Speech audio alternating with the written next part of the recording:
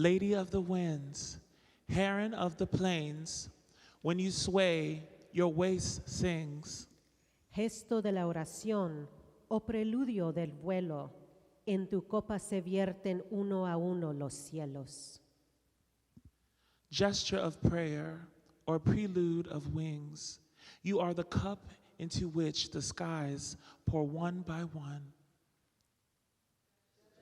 A prayer or prelude of wings, you are the cup into which the sky pour on by one.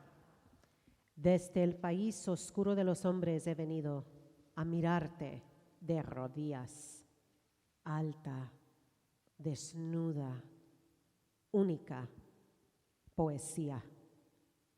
From the dark land of men, I've come kneeling to behold you, tall, naked, alone, a poem. From the dark Land of men, I've come kneeling to behold you, tall, naked, alone, a poem. Thank you, everyone. Hi. Good evening, good evening. How's everyone feeling on tonight? Yes.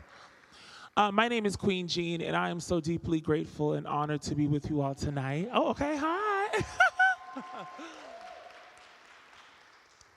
Truly, this is such a beautiful and deeply intentional, curated night of fellowship, of art, and expression and conversation.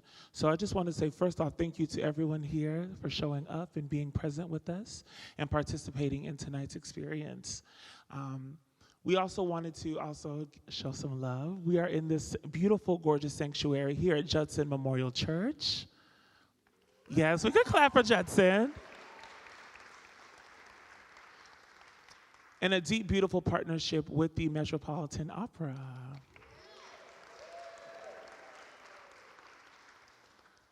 Tonight we are here to celebrate and to honor the divine feminine. And we know that the divine feminine is truly exists in every part of our lives. Every corner that we turn, you will find a piece and silhouette of divine feminine. And we know that that exists in art forms of poetry, movement, writing, art, portraiture.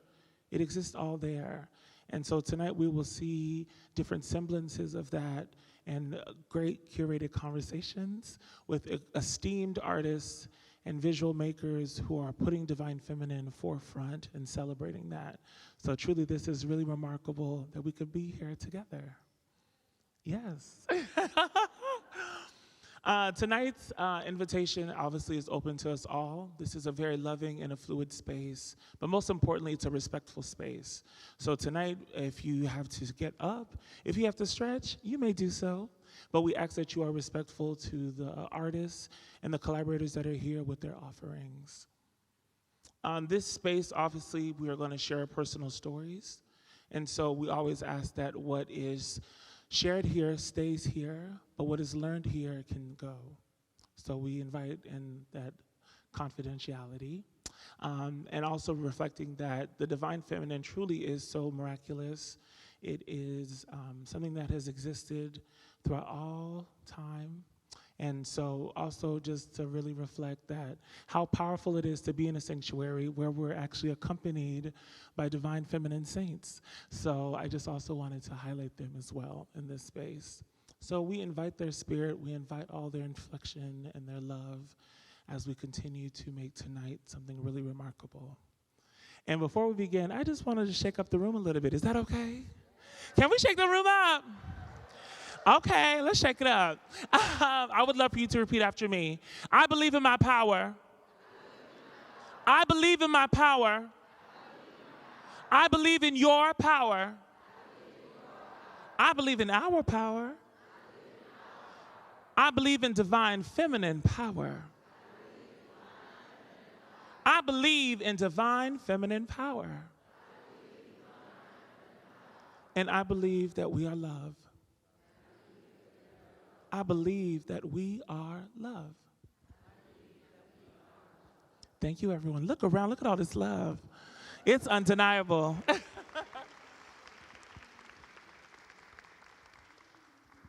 It is truly undeniable.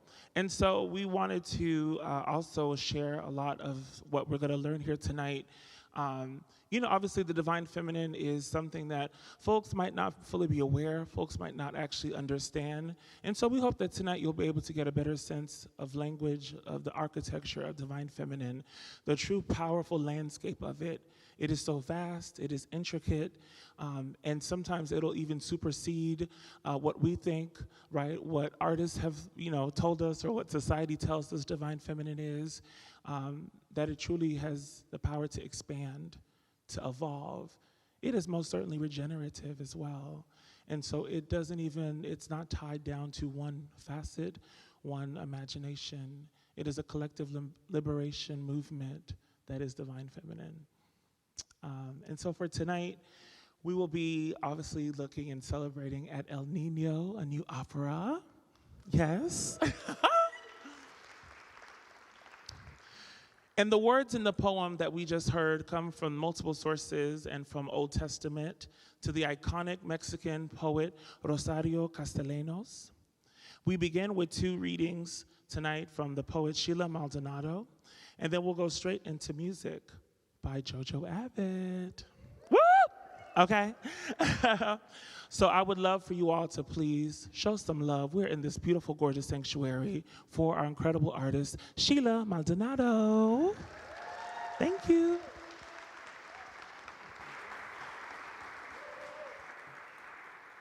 Thank you so much. Honored to be here with all the divine femmes. Thank you.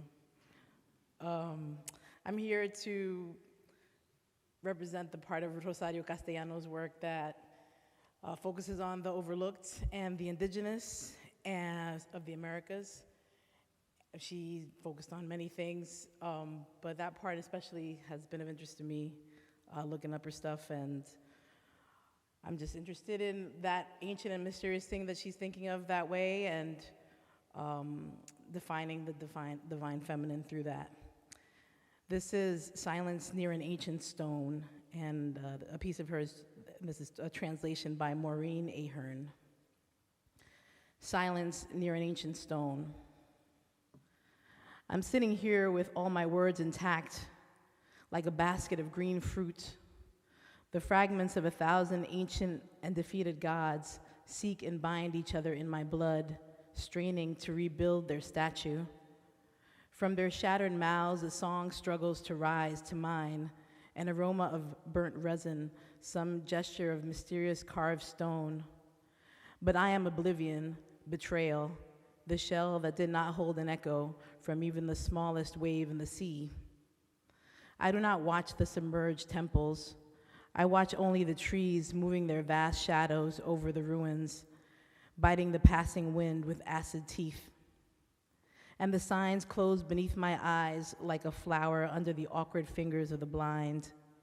Yet I know, behind my body, another body crouches, and around me many breaths cross furtively like nocturnal animals in the jungle. I know that in some place, the same as the cactus in the desert, a clustered heart of thorns awaits a name as the cactus does the rain. But I know only as few words in the language or the stone beneath which they buried my ancestor alive. And this is my own piece. The image up there is an annotated mural reproduction of a carving on lintel 25 from structure 23 in Yaxchilan, Chiapas, Mexico, 725 AD.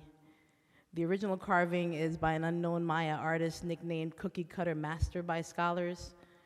The installation there is by Gabriel Garcia Roman, and it's a picture of mine. This is called The Rituals Must Be Recorded. The scholars tell me this is Lady Ka'abal-Shok wearing the fat, rounded cross-like emblem of her lord, shield jaguar, on her huipil, her dress, the cloth. In this drawing of a 1,500-year-old doorway carving in what is now Mexico, she is looking up at the vision of herself as a warrior goddess.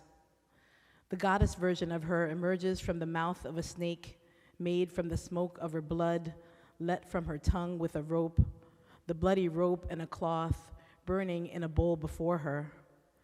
The vision serpent, smoke snake. Ka'awil.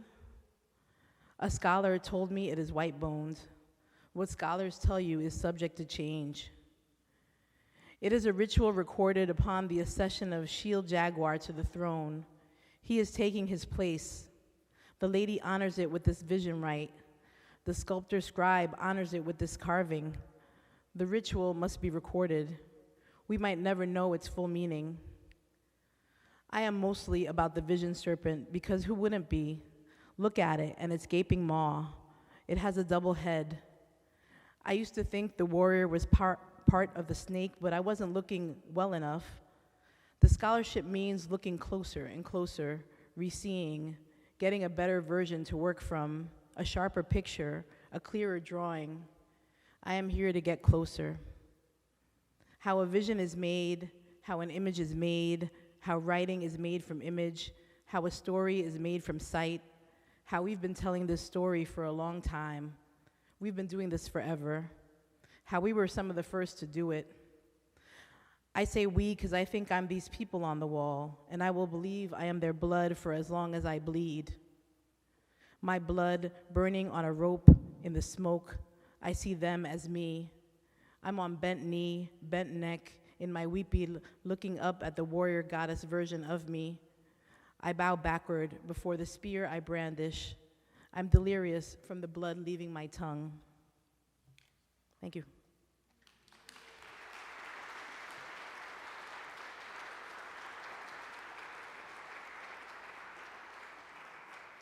The divine I am is whole, indescribable, uncontainable, infinite, and all-powerful. Here in her divine feminine womb lies the force of life, the creator, the creation, the created all at once and all together. In constant sacred alchemy, eternally reborn, listen to her voice. Calling all this up through the center of his storm, calling all this, son of me and eye of stillness, calling in all myness to be reborn.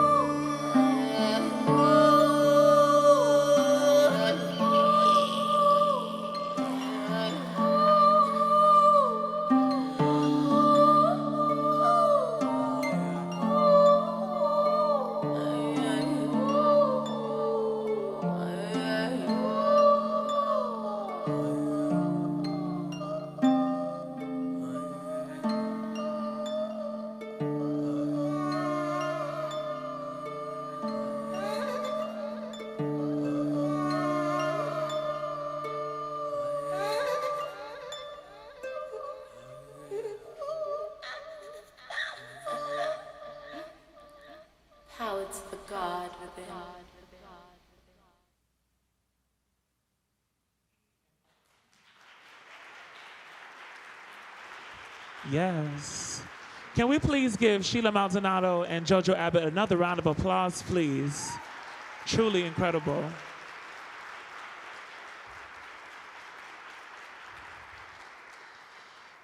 As I was sitting and watching, I just kept reflecting, oh my God, look at all this power, this strength, this fierce color and vivid beauty that is undeniable. I'm curious let's check in with everybody. Are there any words or phrases that came up for you when you were watching the video? Now, I know we ain't shy. What was that in the back, beloved? Unashamed. Oh, yes, that's a good one. Anybody else? Freedom. Oh, beautiful. One more time? Transcendent. Oh, yes. Anybody else? Any words or phrases? Enriched. Wow. Thank you. Reveal, and I heard vigil. Ritual. Oh, yes. Thank you. Messy. Messy. Oh, okay. Well, look. It could be a little messy and fun at the same time. Yes, indeed. Thank you. Dance. Grateful. Ethereal. Yeah. Magic. I felt that too. Anybody on this side? Hey, siblings, what's going on over here? Ritual. Spiritual. Beautiful. Okay. Sacrifice. Well, we know we all got fabulosity. Okay. Well, you know, we got to make all types of sacrifices to be this divine. Thank you all so much. And again, just another round of applause for Sheila Maldonado and JoJo Abbott.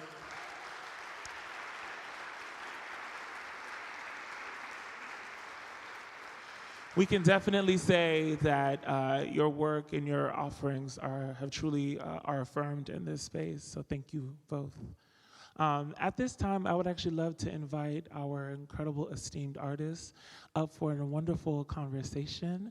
So Marjani, would you please join us up here, JoJo Abbott and Lileana Blain-Cruz.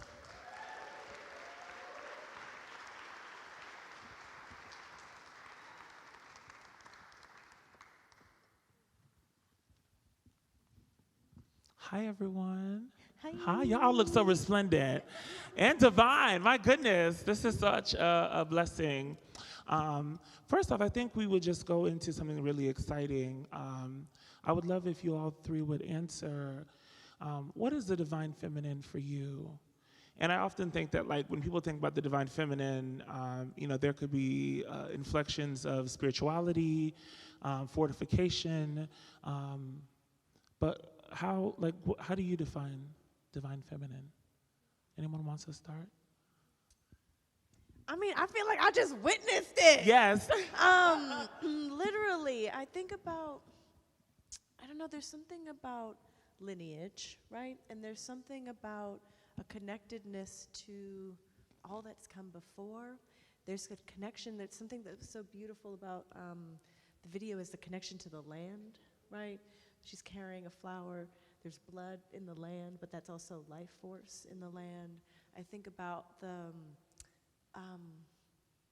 there's a wholeness inside of it. And when I look at you both as artists, I'm astounded by your presence here and also the presence to all that's big and above and beyond us, you know?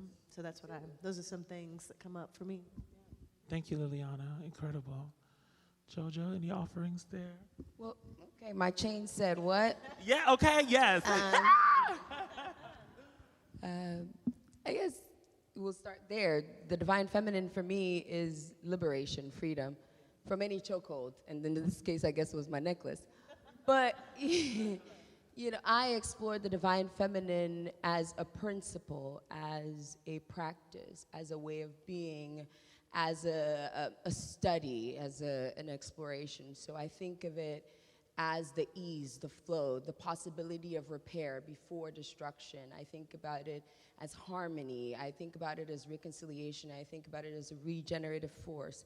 I think about it as life affirming. I think about it as harmony, healing, planting of a seed, watering it, watching it grow, tending, nourishing, but at times uprooting, destroying in order to allow for new skin to be formed. Like the black widow consuming her mate in order to nourish her unborn. She comes in different forms and is not even confined to the constraints of the physical body. It's an essence, it's a force that exists in all things. It's in the waters, it's in the fire, it's in the earth, it's in the wind, and the ether, and all that's beyond all of that. And so I look at it as something that can be practiced and embodied by all of us, because it's in all of us, that capacity to apply these principles to every aspect of our lives, including the work that we do, whether we're doctors or artists or Uber drivers, or offering that space of tenderness, grace, love, and infinite possibilities. Infinite. Marjani, yourself? Yeah, I'm thinking about the divine feminine as the failure, the mistakes. Someone said messy. You know, every time the cycle comes through your clothing, kind of thing. You know, every time there is a need for grace is when I am understanding the divine feminine. When there is an opportunity for learning is where I am understanding the divine feminine. As a mother, it's actually in those moments when my kid has made the mistake. We talk about the difference between the learning foot and the losing foot. And that the losing foot sometimes feels like, or the learning foot, which sometimes feels like a losing foot, the learning foot. But if you're walking, you have to lose sometimes in order to learn, or in order to get onto the winning foot. And so that to me is where I'm really understanding wombhood. So I think of divine feminine also as our humanity, where we're understanding the grace in our coming into education, or in our coming to wellness, or in our coming to understanding or deepening, or even a notion of divine, that we must also fail, and we must have grace for each other's failure. Wow, thank you. That is so powerful. I'm going to keep that and really think about that more, that the learning foot can also be the losing foot. But that what we gain, honestly, truly is more discovery, understanding about ourselves, and the knowledge that we are going to misstep or falter at times. That's very powerful. The next question that I have really is around, and I think you all personify this in so many ways, but you all are, to me, resilient warriors in life, in your work, in the way that you've shown up, even today. I'm curious, what is one of your tools for survival, and how do you sharpen it? Marjani, I don't know if you want to start. I get all excited. Yes! Me too. I'm also like, I can't wait to hear. One of my favorite words one of my favorite studies is a study of the warrior. But I came into this study oddly. So my dad is a huge reader and was a huge reader of Carlos Castaneda. Yes. And in studying Carlos Castaneda and his work with the Yaqui Indian people of New Mexico in particular, and with his teacher, Don Juan Matus, Don Juan said to him, you know, the greatest accomplishment of a warrior is joy. And I had to say that to myself, that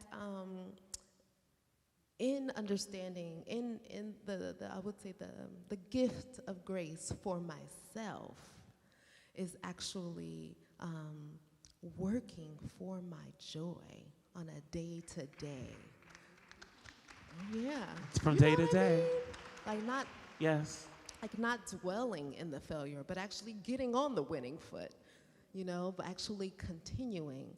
That is where the circle is. And that's, for me, the greatest reflection of our divine feminine, how in this world of binaries, that the feminine energy, the divine feminine, reminds us of cycles, reminds us of, you know, this infinite opportunity that we have to continue, at least now, while we're here.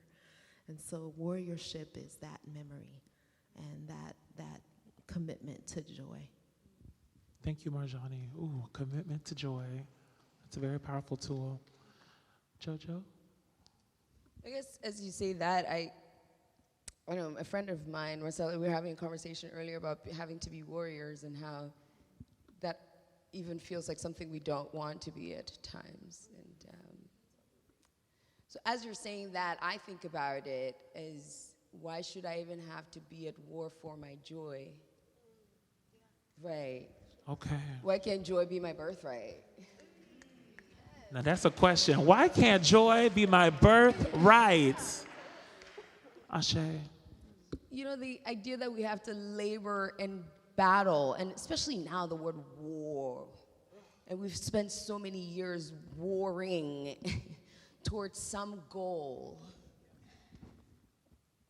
and it evades us and it eludes us. And so maybe I don't want to put on the armor. Maybe I do want to be soft. Maybe I want to gracefully find my way through life, because ancestrally I am tired. And I'm coming from like a lineage of warriors as Ewe people. You know, I'm tired. And this phase, this incarnation wants to live her best life. Yes. Okay. My Venmo is. Yes. And Cash App, PayPal. Also my website. But you know. Yes. Oh no. We absolutely. It meant for all of us, you know. But can there be ease? You know, when we think about the time that we're in, can we collectively find ease to solutions?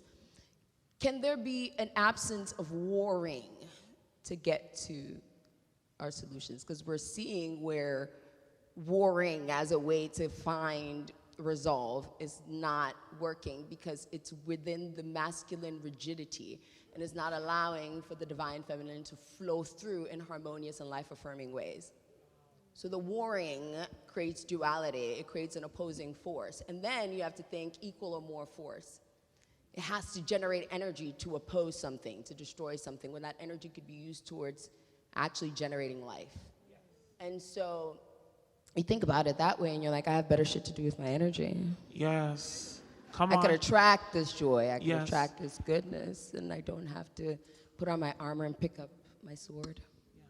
JoJo, that is so powerful, and thank you for reminding us that we are not beholden unto the struggle. We are truly beholden unto our dreams, right? And that aspiration for softness is extremely, deeply valuable.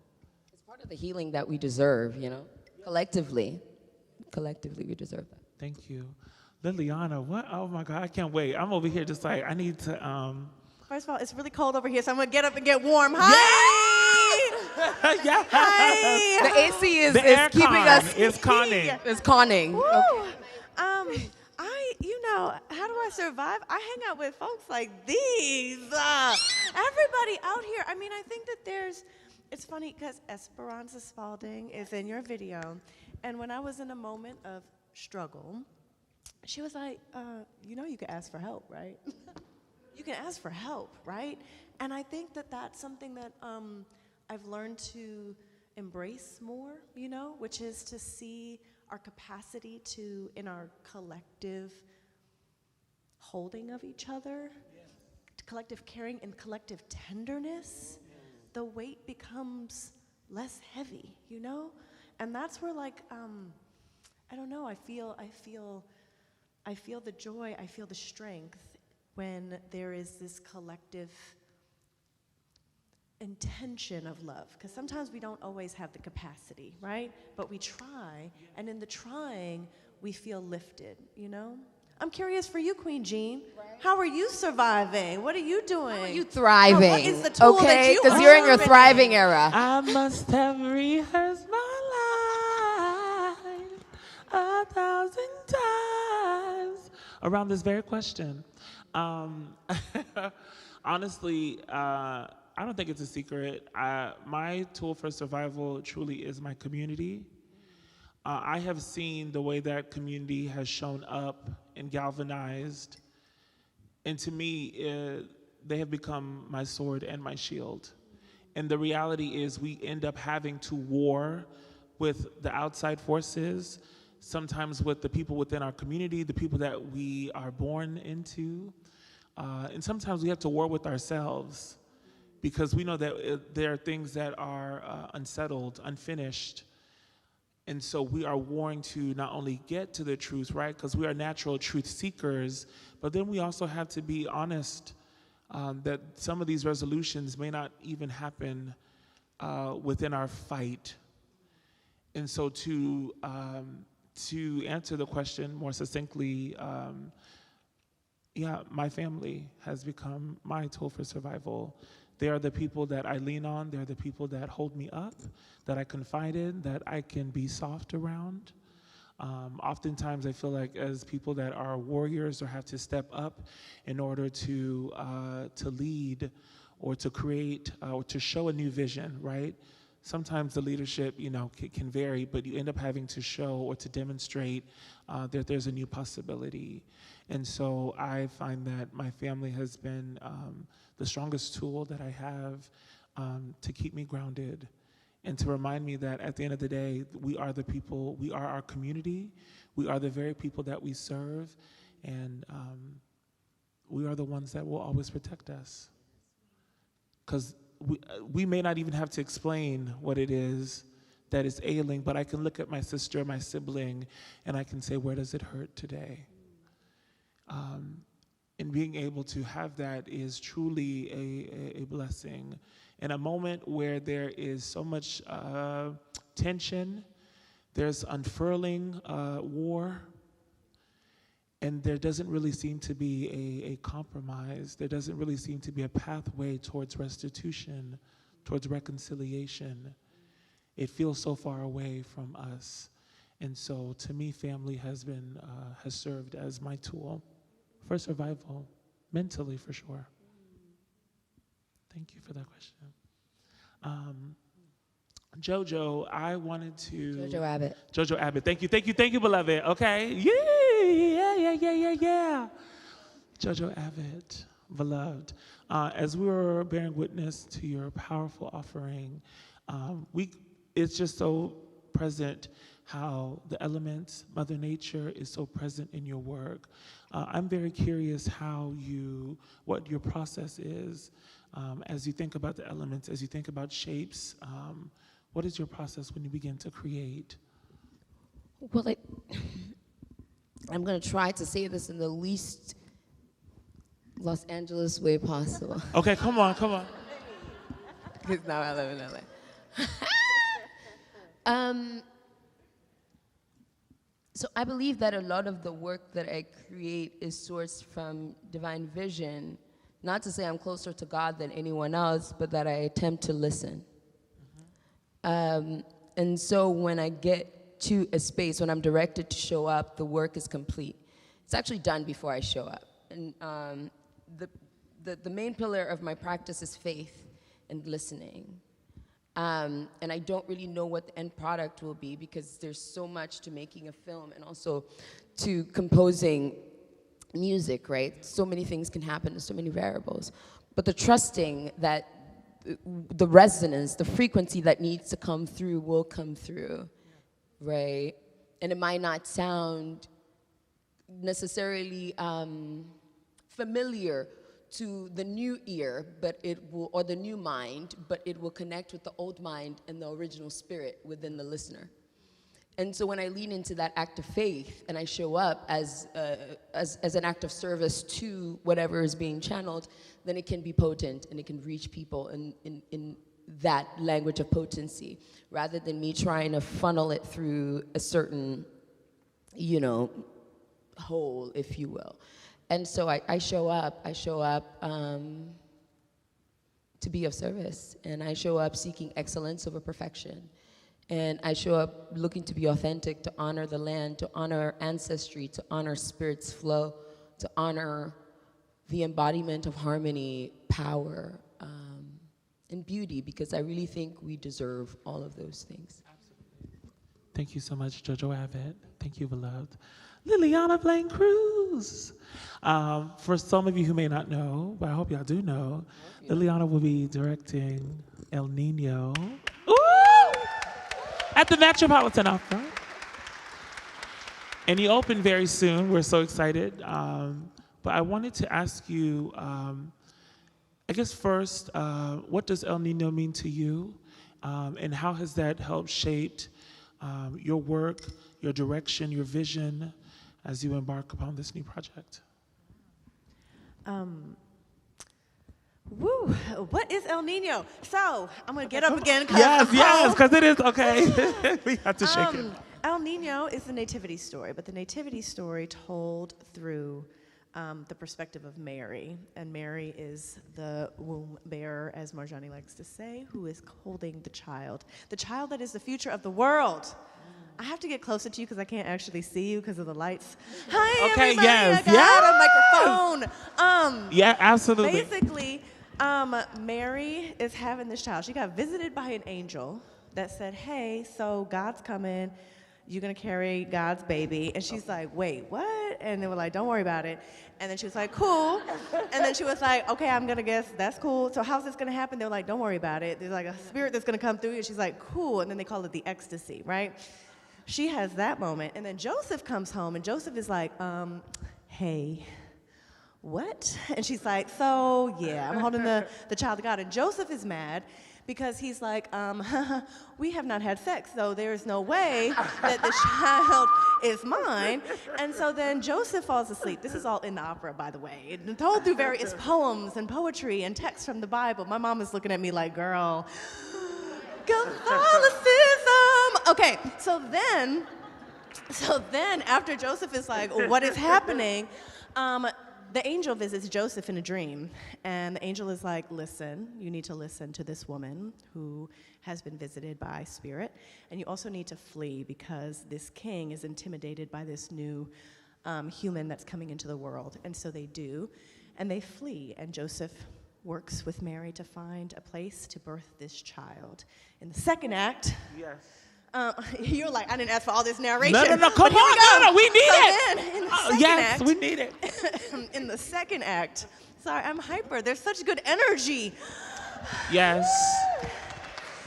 These folks in the show too. There's so many dancers in this show, and so they know my antics. So then, Marjani choreographed it. Okay, we're about to. So basically, then in the second act, we meet Herod, and we watch these women, because Mary is not singular in this show. Mary is multiplied, right? So there's this idea that there is no singular Mary, right? That the story of women giving birth to the future of the world is multiplied, right?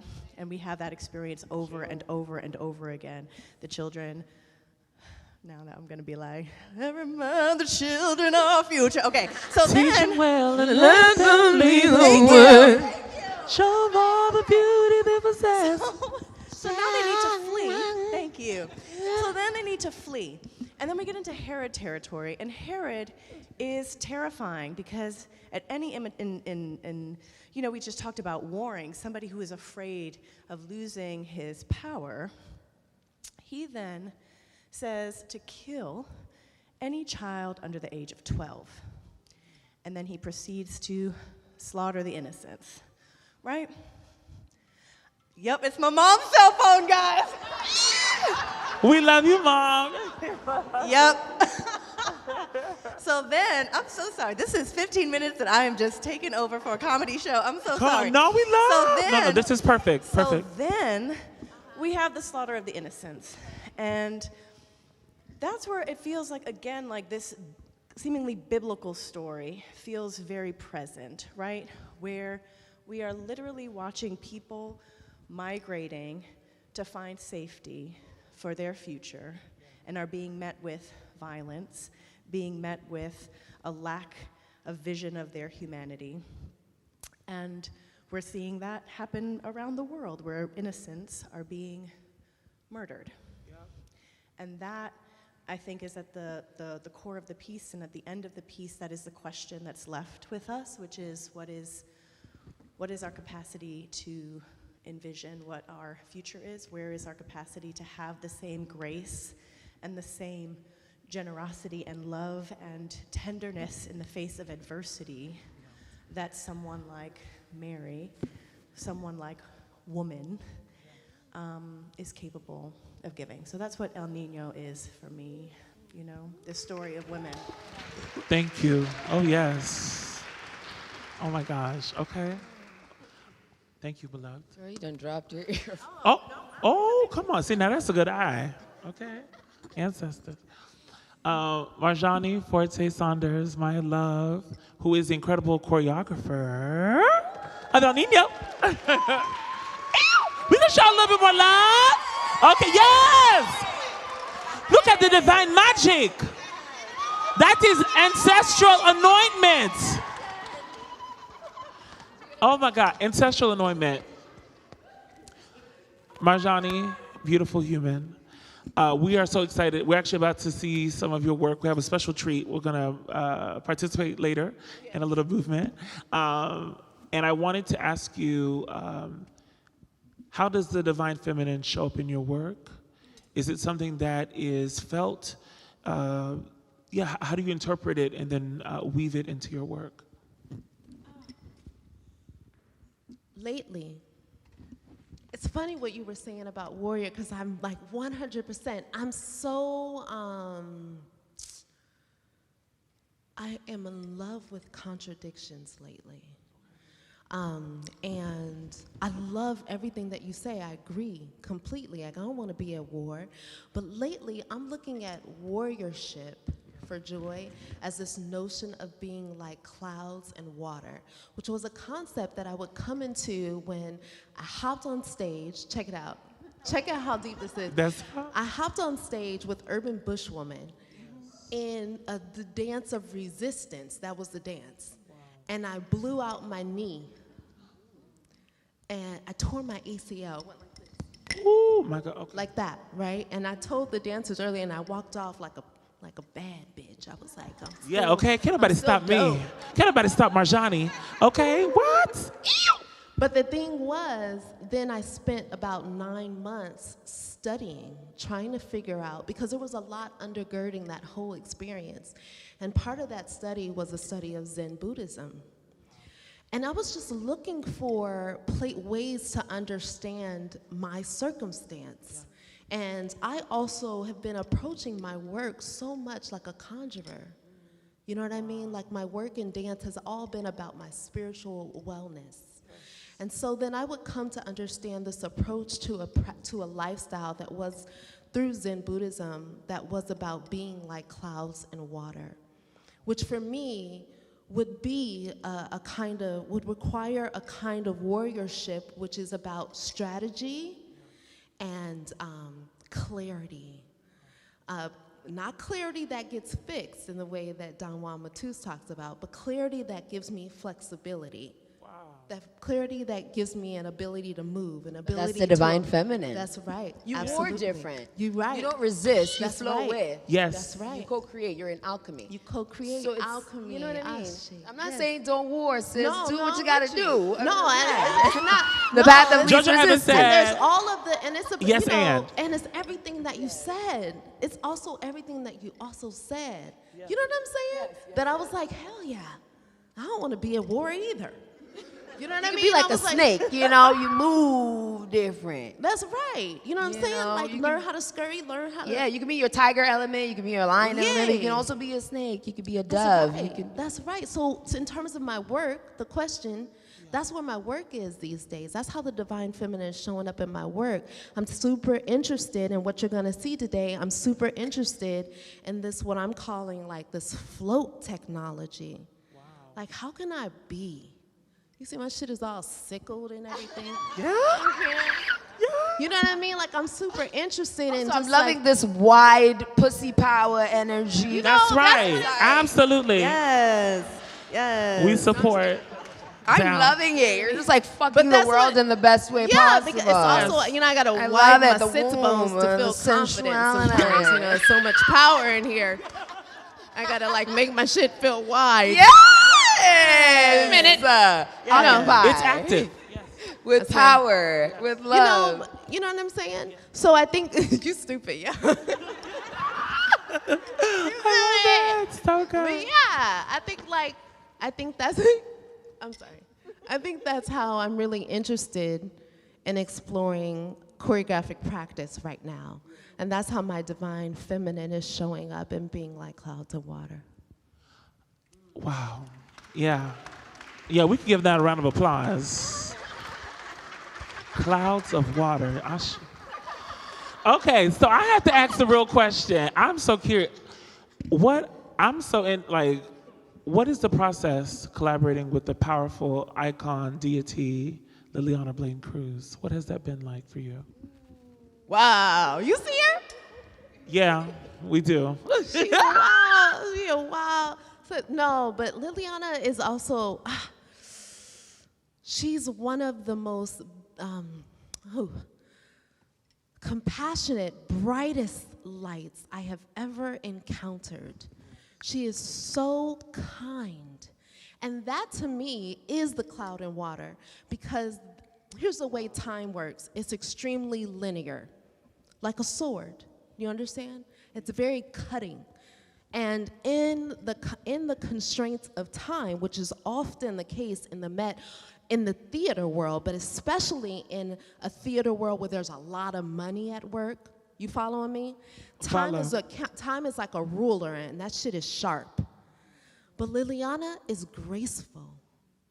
Lileana is kind. Lileana is clear. And Lileana is prepared. And so I am in humble respect for her capacity to carry the loads of being so loving, compassionate, honest. Okay. You know what I'm saying? Yes. You know what I mean? Forthright. That's a big thing. You know what I mean? Because you be like so compassionate, oh, woo, woo, woo, and say something's good when it's not. And that's harmful. You know what I'm saying? But I'm deeply impressed with her capacity to be all of those things, to prioritize wellness and care in such a sharp environment. She's a genius, really, and it's an honor to have worked with her. This is our second project together. Wow, that's beautiful. Incredible.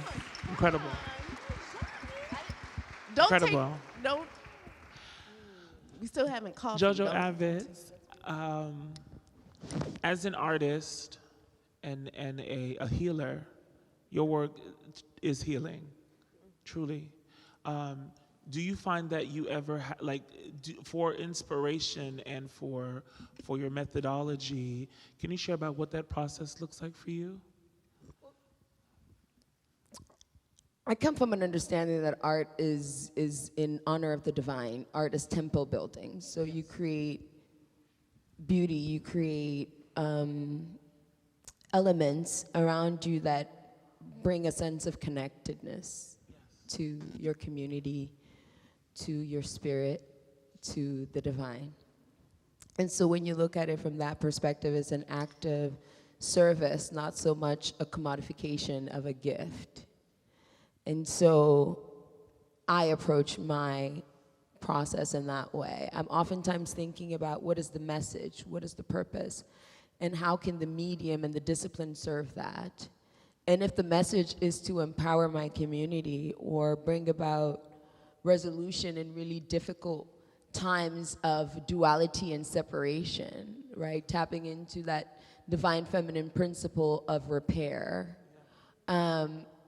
I go back to the temple within first and ask, where am I called to bring that grace and that tenderness with my creations or with my presence or with my gift?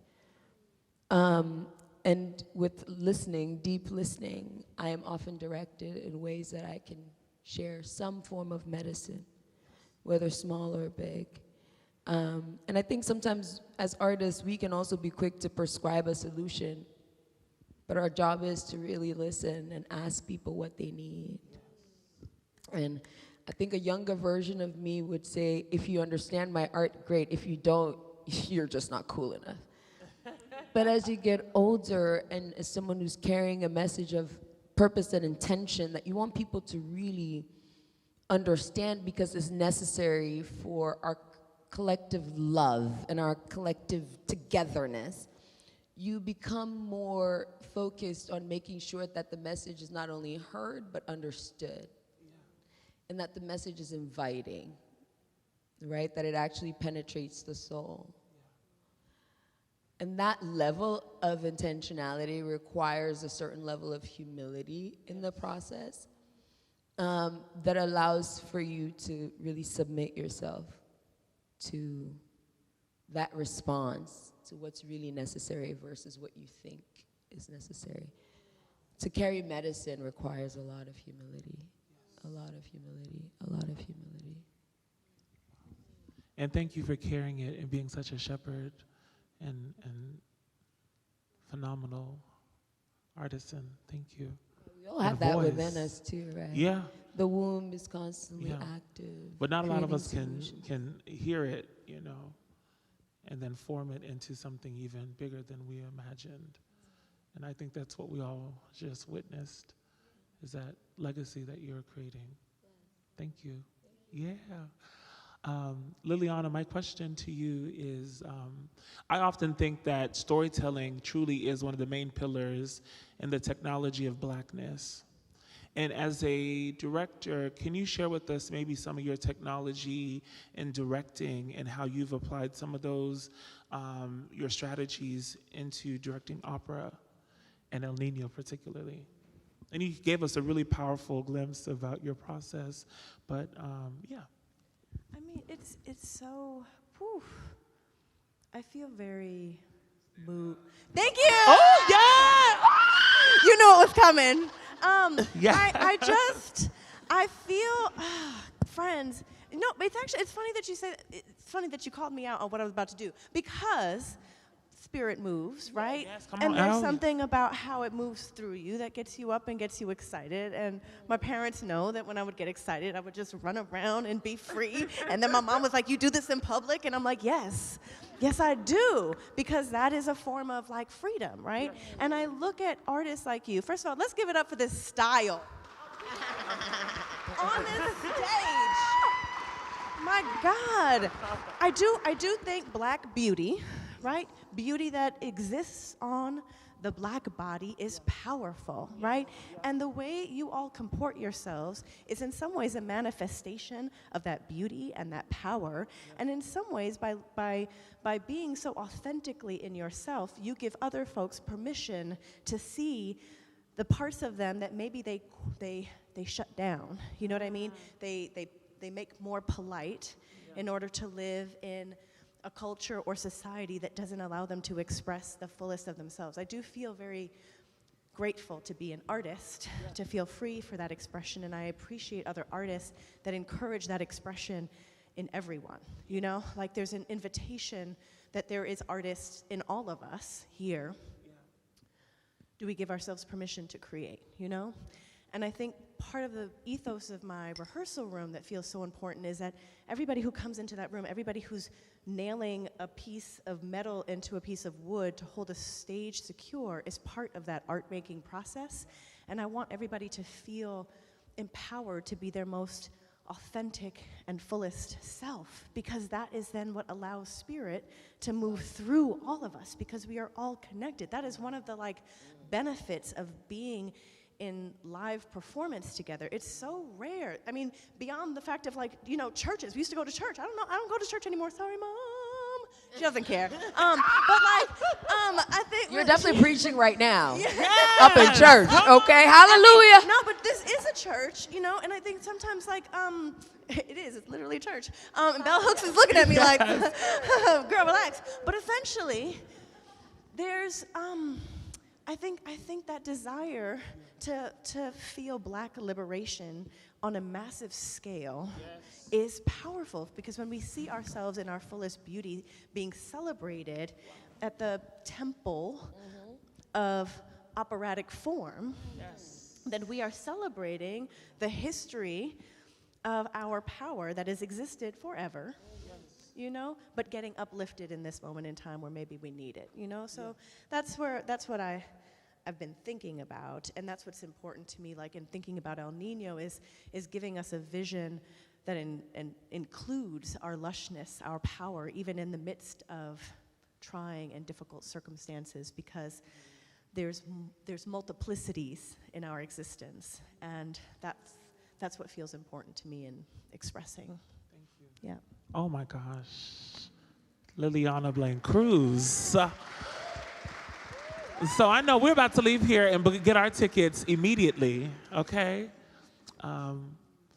Before we conclude on this part of the evening, I just wanted to leave us off with a small offering, and it comes from incredible poet Lucille Clifton, and she shares, "Oh, won't you come celebrate with me? For every day something has tried to kill me, and it has failed." I would love if y'all would recite that with me. "Oh, won't you come and celebrate with me? For every day, something has tried to kill me, and it has failed." I thank you all. Can we please give our incredible goddess, warrior,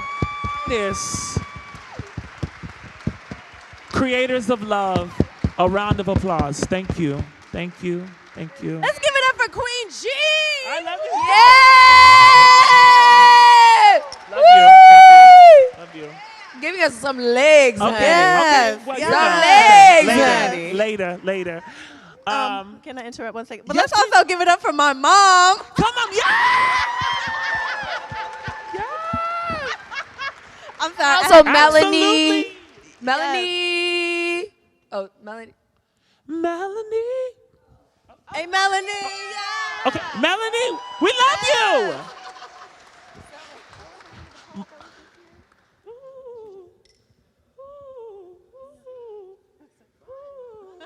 They're like, get off the stage. Wait a minute. Okay. Oh, okay. Oh, do we have? Oh, okay. Okay, we're good.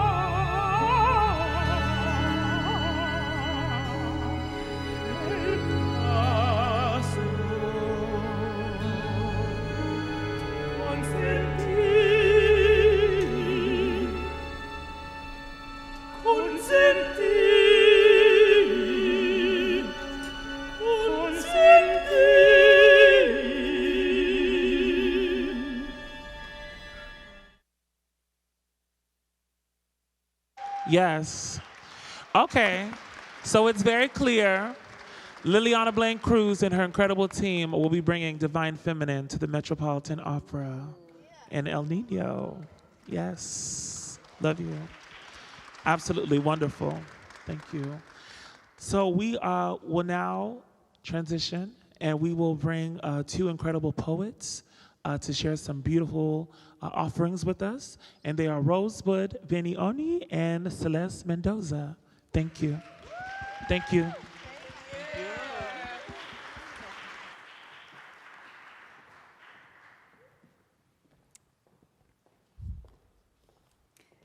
So I'm going to read two poems about love. One is by Rosario and one is by me. And I was thinking when the Met asked us to tie in our poetry with Rosario's, I thought about love in the face of adversity. I come from two very different cultures, and my Abba always told me to privilege love over tradition. And I was raised by a very strong Jewish father and a very strong Mexican mother. And I'm grateful for that house of love. But I also grew up in the Rio Grande Valley on the US-Mexican border, which does not treat young girls kindly. And by young girls, I really mean children. And I was one of many girls whose ability to love was threatened, the innocence taken, but it didn't defeat me. And so I sort of live among that lost little girl, and I think of her often, and I think often of the power I found in queer love, and I'll go ahead and open with that poem. I wrote this for my late girlfriend. She actually passed away 2 years ago, almost to the date. She was the most beautiful woman I'd ever known. This is called, I Guess We'll Have to Be Secretly in Love with Each Other, and leave it at that. To can't do, to overly over you, to te amo wrong name, to songs of wronged I think we, and planting boxwood and snowdrop not for our winter children, nor sweet box or winterberry, to face timing winter silence for hours, to know camellias and Christmas rose touching through a screen, and still not sorry about some horse I knew in Iceland for less than a week, and some other life lurking on black sand shores, to my life, to yours, to sulking under half-sunken moons, and oh, the places we won't go, to not Airbnb haciendas of airy rooms and canopy beds engraved with lions, rose-tailed and rose-maned, to drug restaurants that serve only cobra lilies with a side of blackbirds who wield spiked hammers,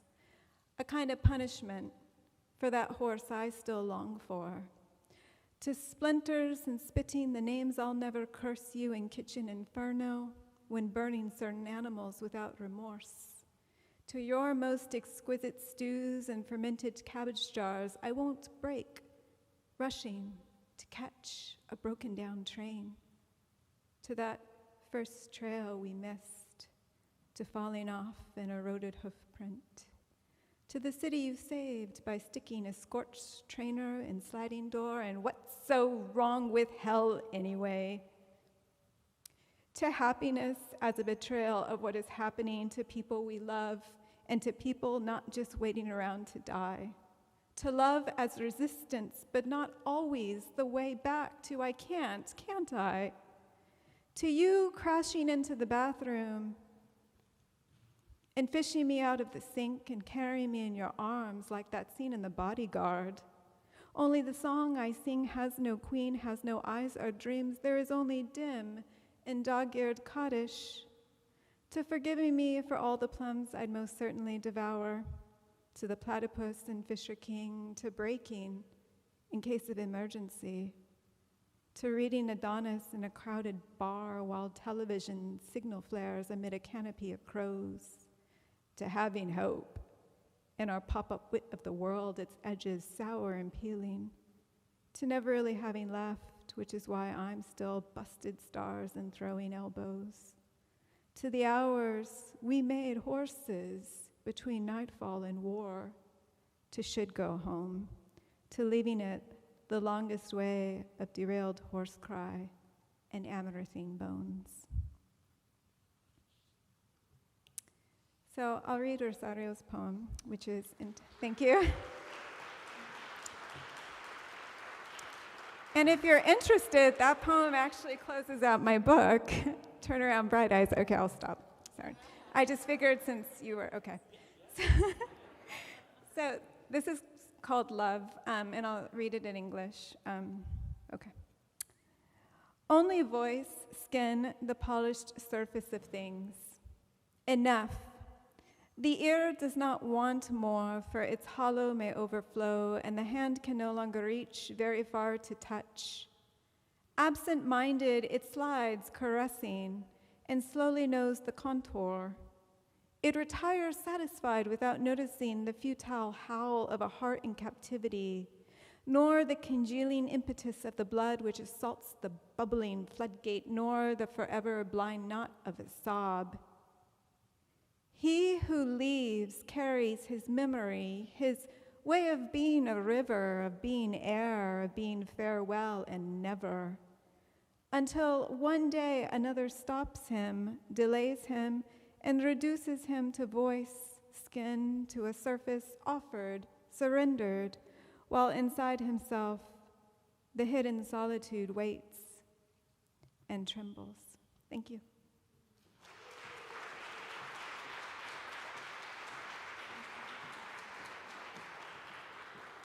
Raise this up a little bit. Good evening, everybody. On behalf of the poets, I also want to thank Deborah Paredez. She and I, along with 3 other poets, co-founded this organization called Canto Mundo. And Canto Mundo is a retreat for Latinx poets. And she could not be here this evening, but I want to just say her name out loud and thank her so much for bringing us together with this evening. It's just, you know, I'm coming from Texas, and I was telling a friend, like, what are you going to go do? And I'm going to go celebrate the divine feminine. And, you know, she's like, ¿y eso qué es? Like, what's that? And I said, I don't know, but it's going to be great. And it's been fucking fabulous. Yeah. So one of the things that I like to write a lot about, I've done a lot of dance, like flamenco dance in my life, and I tend to write a lot about the body. It's just, for me, a topic that's of great interest. And when I think of Rosario Castellanos' work, she writes a lot about the body as well. And this was a connection that I had with her work when I started reading it when I was a teenager. And so this poem that I'm going to read, it's about the body and about a function of the female body that has become a definition in some ways of the divine feminine. But I'm asking a question, is it not? So I'll read my poem first, and then I'm going to read Rosario Castellanos' poem. And I'm not going to do a break in between, so I'm going to read them together, and then you all can experience this. It's a little bit of a polarity, yes? Conception. For 96 months, so many attempts to conceive. The results are negative. A vacuum of conception. Blood, a spot becoming nothing like a her or him, drops, breaking apart that function of woman to pricks, shots, pills, whatever to make her fertile ground for IUIs and IVFs. Mother. Nature, a landscape of rocks. Barren mother, earth folds her knees to her head and says, conceive. The mantra taking over her motions, she says, be fertile. Affirmations like sage surrounding, pumping like blood, pulsing through me, through me, through me. Only a woman, not a god. No miracle in my hands. Nothing but prayers. Drops of hope I whisper into rosary beads, but every month, drops. Could it be? It's not to be. Is it foolish to mother this dream, nurture it, breathe it into being? I am a woman, want it so bad. The tears never drying. I can't conceive a day I haven't thought, said, cried, blood, crystals, oils, mandalas, vision boards, my body fertile, full. It could be happening right now. Maybe I'm fertile, only imagination. Close my eyes, see her and him, drops in a bucket of loss. Hear how full it is.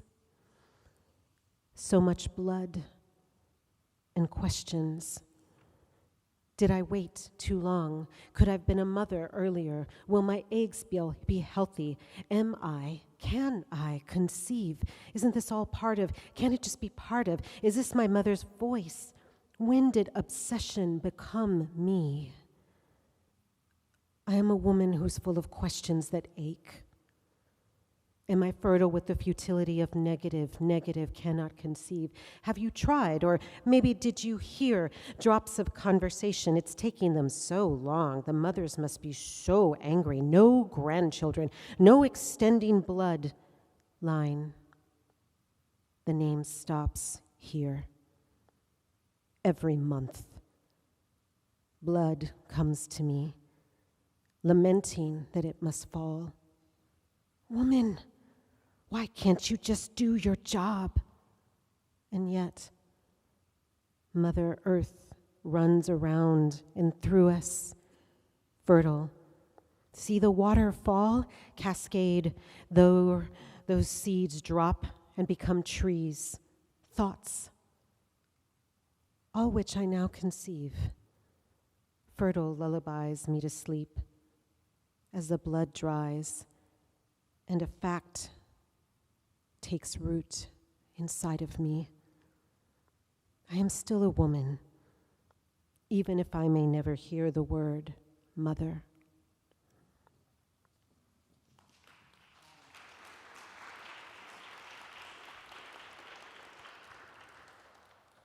The Annunciation. Because from the start, you were fated to be mine. Before the ages of wheat and larks, and even before fishes. When God had nothing more than horizons of unending blue, and the universe was a will not yet pronounced.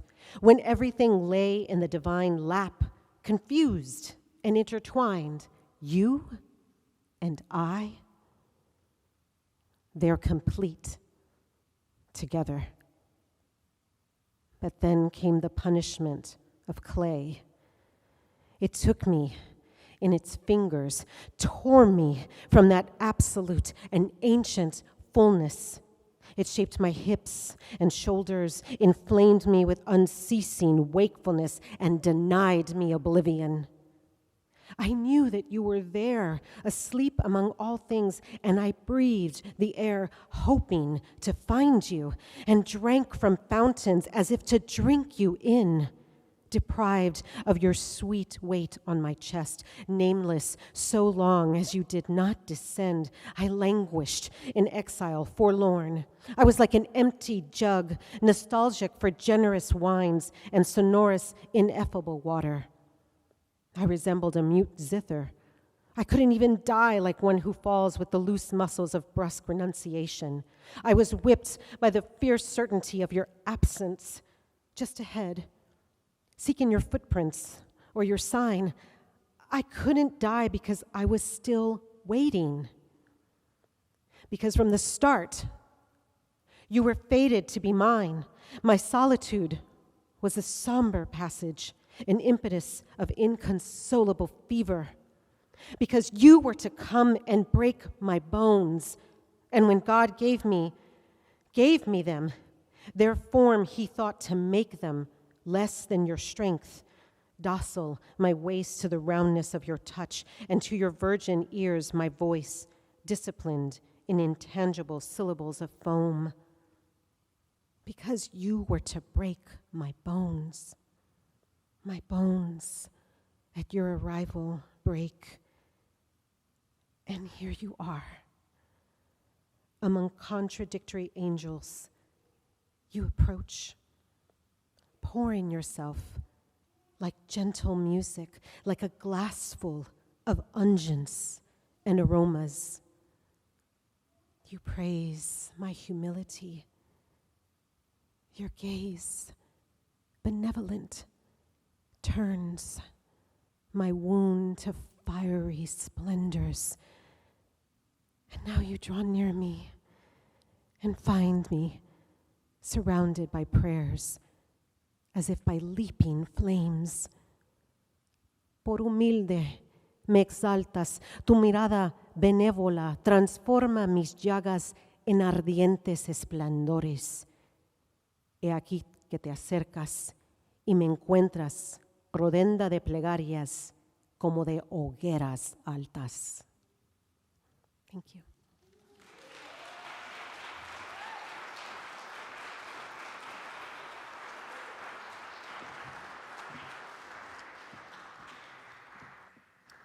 All right.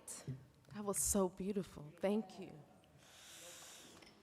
Thank you. All right.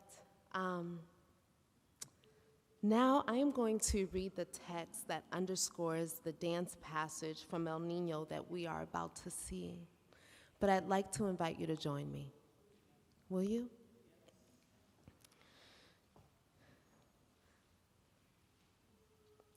And she spoke out loud. Sorry, let me do that again. Here it goes. I'm sorry, I'm freezing. Are you guys cold? It's so cold in here. Okay. And she spoke out with a loud voice. Okay, let's try that again. Okay. Now, I hear him from the AME church, you understand? Now, when I say speak after me, you raise your voice. Huh? And she spoke out with a loud voice. And said, "Blessed art thou among women."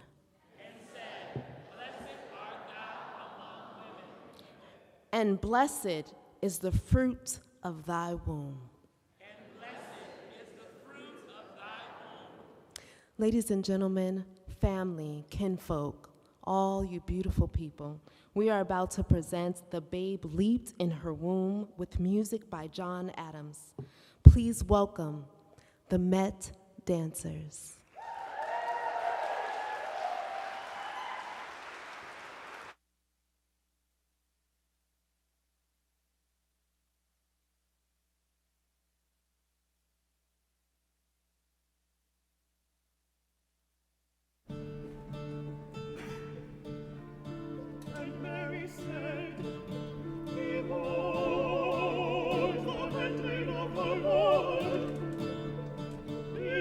To me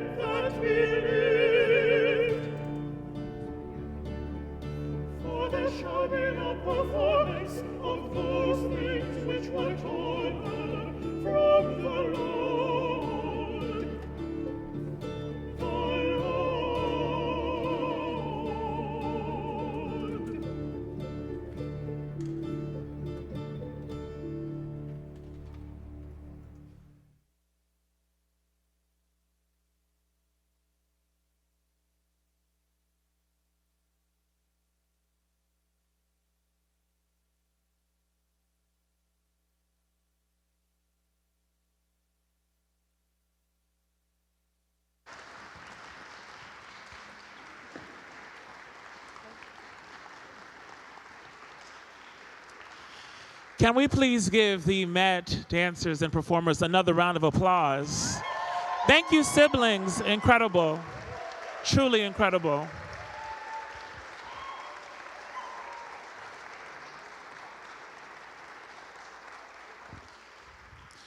I hope you all feel so rejoiced in this moment. As we conclude tonight's ritual of love, I'm so grateful and thankful that you all again have came and celebrated and partook in tonight's celebration. I hope that you all will find glimpses and etchings of divine feminine wherever you may be. It'll be in a sound, a song, through movement, through a painting, through a performance, through even yourself. I just want at this time to acknowledge that the divine feminine is so present. It is here, it's in this space, it's truly all around us. It's the guiding force. I would love for us, before we leave, to take a collective deep breath, if it's possible. We can just plant our feet. I want us to inhale together. 1, 2, 3. Take a deep breath in.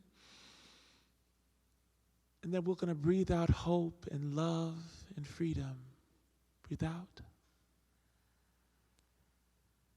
We'll take one more breath in. And as you take this breath in, I really want you to think about the possibilities, the things that may be ailing you, things that you may be contending with. Let's breathe in together. 1, 2, and 3.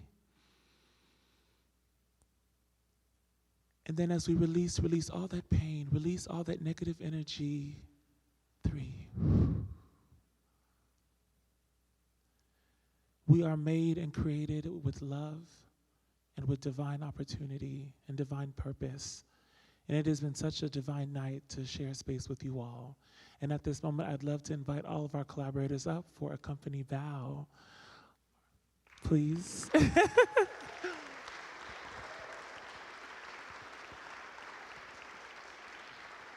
And we would love to thank so much to Judson Memorial Church for hosting us this evening. Truly, thank you, thank you. And we'd love to thank our community partners at the Metropolitan Opera for truly a beautiful, wonderful facilitation.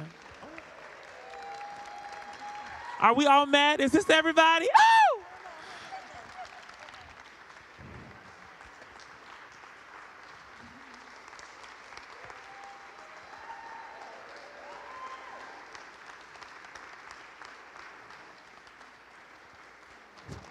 Thank you, everybody.